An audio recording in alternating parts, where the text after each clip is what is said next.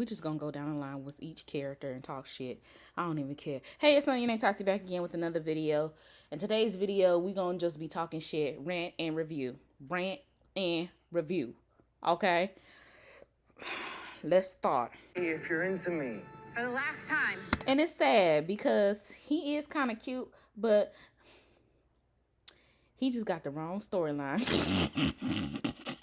And it's so funny because, girl, he was so excited. He was too excited. He was all on the crossover. He was all on the takeover, Flash takeover. I don't even know why they gave it to him because the last time I checked, they only gave it to full-timers, but okay. But yeah, he was so excited, but I'm like, baby, I don't know why you excited because that's the wrong kid. Girl! Girl, did he just pull some pop? Did he just pull some pop, girl? Let's take it back, girl. He pulled some pop. Girl, boom, boom.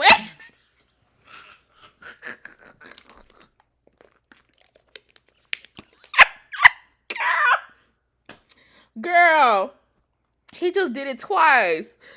Girl, where is Big Frida? He just put some pop. Feel sorry for this guy because I feel like he looks accurate. I don't know why his abs are out, but he looks accurate. He looks like a fun guy. He's doing his lines pretty well, but it's like, baby, don't you know that Killer Frost ain't nobody's favorite? Like, and if she is their favorite, they are in denial, okay? Because this girl hasn't had a good storyline since season 3, girl. And they talk about it's the Irish show, but Killer Frost and Caitlyn steadily get a storyline and at least 2 to 3 episodes by herself, for herself. But it's called The Flash. Okay. Moving on to Killer Frost. Let's pause on this hoe. Love the outfit. Always will love that front lace, but that front lace will never match that storyline. It seems like. Not interested in seeing Killer Frost ever again in season 8. If there is, well, we already got renewed for season 8. Don't plan on seeing her. Don't plan on seeing her in season 9 and 10. If there is a 9 and 10.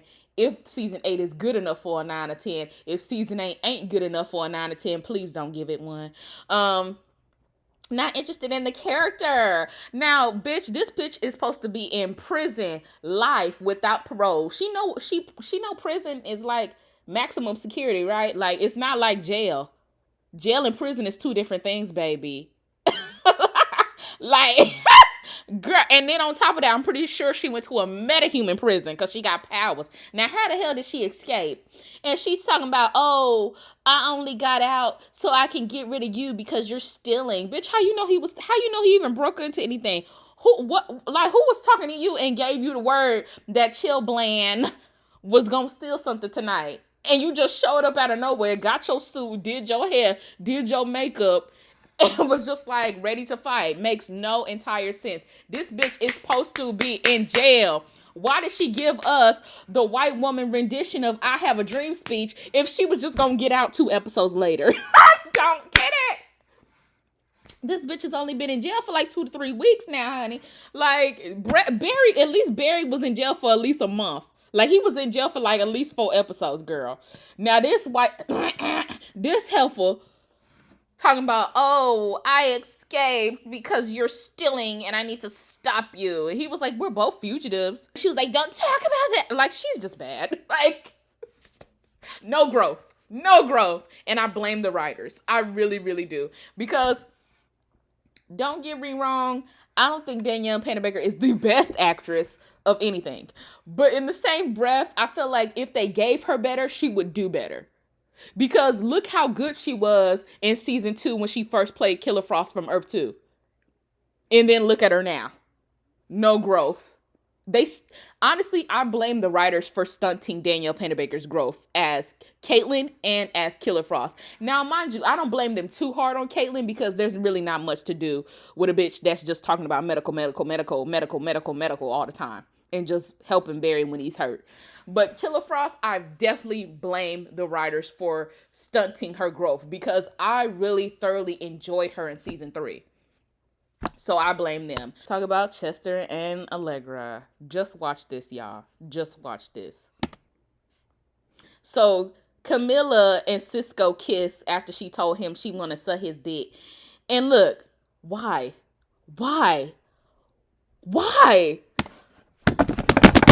Why? Why? Why? Why? Tell him that it's him and I'm sorry. But I don't understand this at all. If they never ever thought of trying to put Cisco and Caitlyn together, why would they ever try to do Chester, who is basically a stand-in for Cisco, and Allegra, who is basically a stand-in for Killer Frost? Like, why?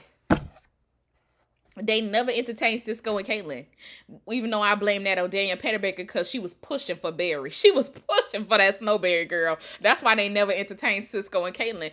Even though Cisco and Caitlyn had a lot of scenes together, more scenes than her and Barry, even though they had better chemistry than her and Barry, even though they had a better connection than her and Barry after season 1, they never entertained them as romantic. Hell, they even slightly entertained a little bit of Ralph and Caitlyn. And then they was just like, never mind, no. I don't need to see no other couple on this show if you're not going to do the main couple right. If you can't write for West Allen, you damn sure can't write for nobody else. West Allen is the most established couple on this show. I could say that Joe and Cecile was like second because Joe and Cecile got together around the same time Barry and Iris did. But nobody wants to see Joe and Cecile. Okay? Nobody wants to see them. Even though when they do got romantic scenes together, they are way more nasty. If you know, like, do y'all notice that Joe and Cecile are nasty? Way more nasty than Barry and Iris ever are. Ever. But girl, I do not want to see Chester and Allegra be a thing. Like, can men and women just be friends? Can we just be friends? Can they just be friends, girl? Because I don't want to see Chester kissing up on Allegra and vice versa.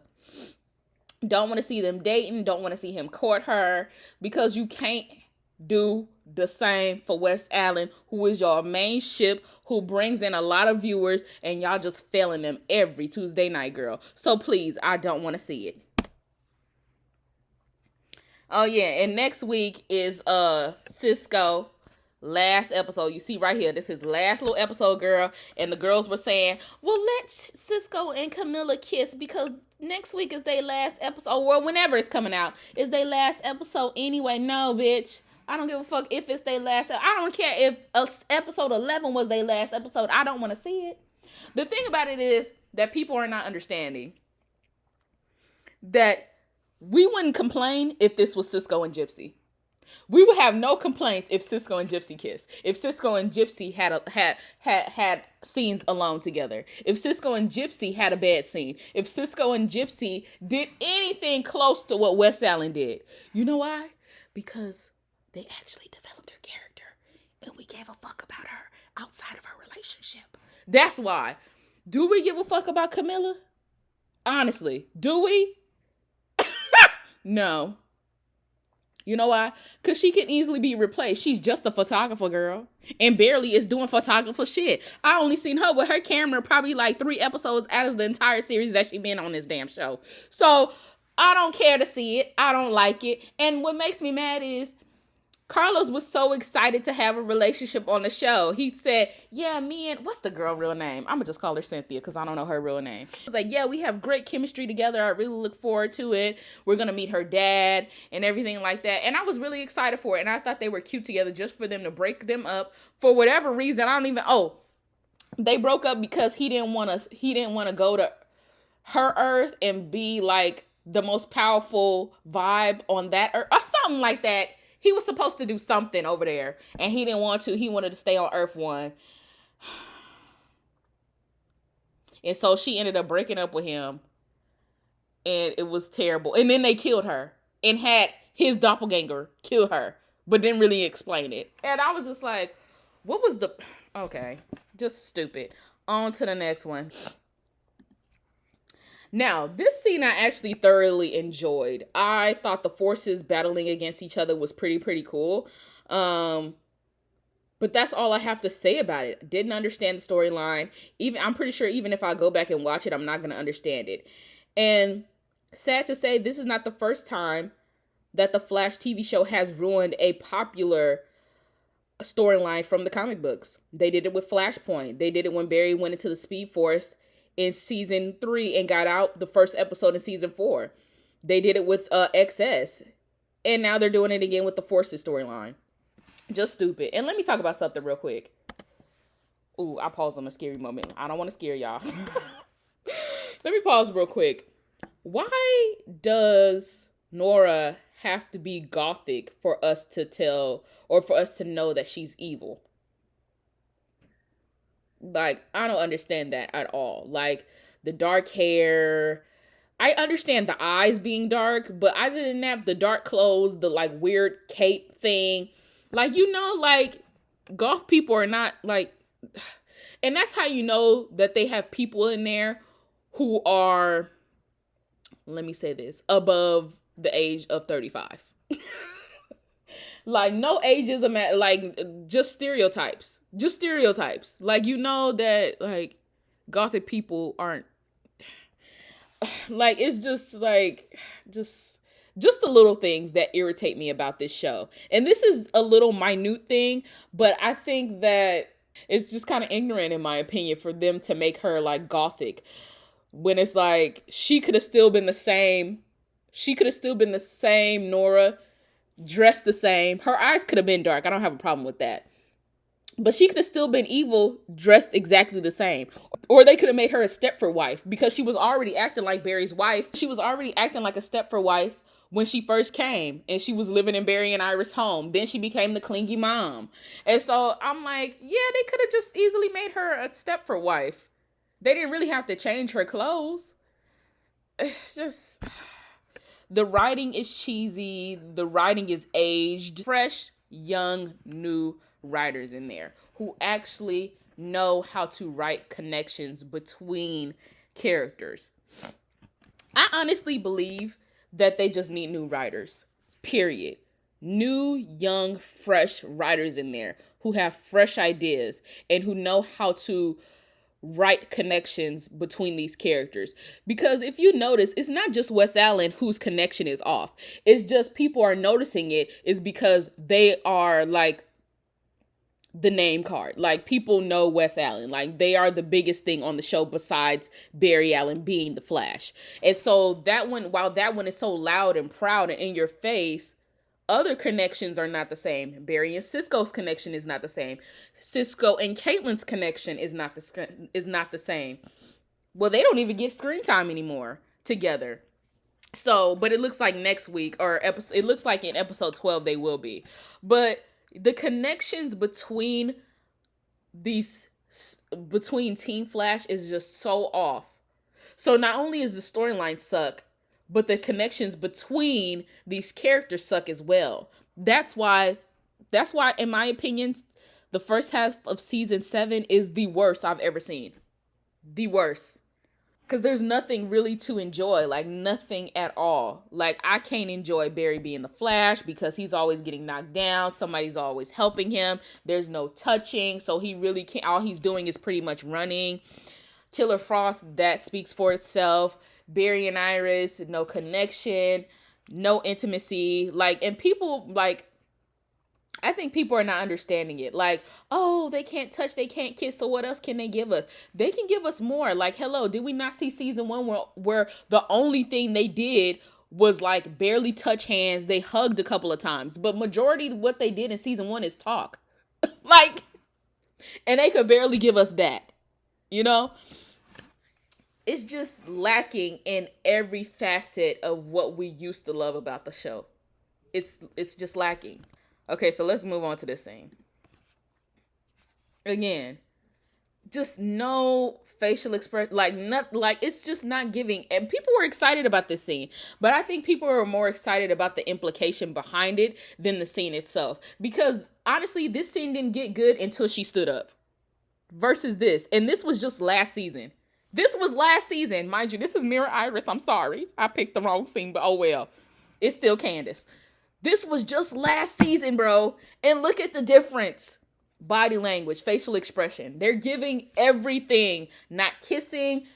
He just touching her arms, girl. So I'm just like, I feel like Grant and Candace could pull off anything with Barry and Iris. Anguish, flirty, charming, funny. They could do, and they showed us in season 1, best friends. In season 2, not really nothing. In season 3, romance. In season 4, they were funny and witty and charismatic. You know, in season 5, they were parents, even though that season was lacking. They can pull off anything. It's all about the writing. Look at this shit. Can I play them both at the same time? Yes, look at this. Look at it. It's like 2 different things. It's like 2 different things. It's laughable. It's really laughable. And I hope that I'm not the only one who sees it. Like, it's really just terrible. I'd rather watch this shit. And I thought the episode was decent. But yet again, there were some moments that I felt like could have been removed or rewritten. Just like this scene. I thought this scene could have been rewritten better. I thought Barry's moments were great in this scene, but Iris, definitely not. And I can't even blame the actors. It's not on the actors. It's all on the writing. It's on Eric. I blame Eric. And I really, really, really, really, really, really did not want to blame him. I really did not want to blame him at all.